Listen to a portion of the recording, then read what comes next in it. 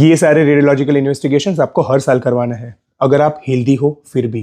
First is ultrasound of abdomen, मतलब आपके पेट की सोनोग्राफी।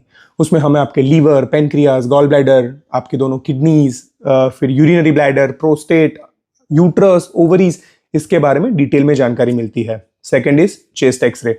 चेस्ट एक्सरे में आपके लंग में कोई इन्फेक्शन पनप रहा है कि नहीं, या तो फिर कोई पुराना इन्फेक्शन आपके बॉडी में है कि नहीं, उसके बारे में पता चलेगा।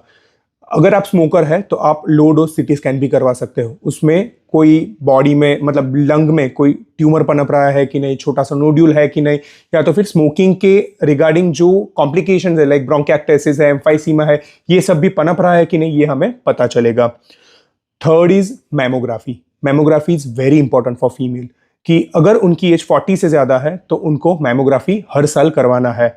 एंड अगर 40 से कम एज है पर उनके ब्रेस्ट में कुछ उनको नोड्यूल जैसा पाल्पेट होता है तो उनको ब्रेस्ट की सोनोग्राफी भी करवानी चाहिए, क्योंकि 40 से नीचे फीमेल में ब्रेस्ट टिश्यू डेंस होती है, तो मैमोग्राफी में हमें उतना पता नहीं चलता। उस समय हमें सोनोमैमो करनी चाहिए, मतलब ब्रेस्ट की सोनोग्राफी। एंड अगर किसी को फैमिली हिस्ट्री है ब्रेस्ट कैंसर की तो उनको ये चीज अर्ली एज में भी चालू कर देना चाहिए। लेस देन 30 की एज से उनको रेगुलर सोनोग्राफी ऑफ ब्रेस्ट या तो फिर एमआरआई ऑफ ब्रेस्ट करना चाहिए। Fourth examination is echocardiography.